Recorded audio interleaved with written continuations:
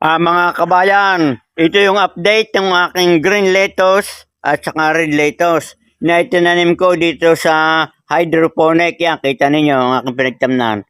Bali ito yung nasa 12 butas. Yan, kita ninyo itong red lettuce. Ang ganda. Talagang pwede na itong i-harvest. Oh. Napakalulusog at napakagaganda. Kita naman ninyo. At dun sa mga gustong magtanim ng ganito, subukan ninyo ito. At napakagandang aliwan sa bahay, libre pa ang gulay at masustansya. Kayo ay makakabili na kumpleto nito.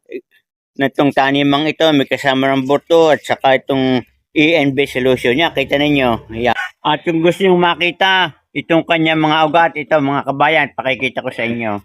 Ayan, kita ninyo, ang gaganda. Talagang buhay na buhay ito. Subukan ninyo, talagang napaka ganda na ating aliwan at tayo'y libre pang gulay. Good luck and good health at may nagustuhan nyo yung video na ito. Yan,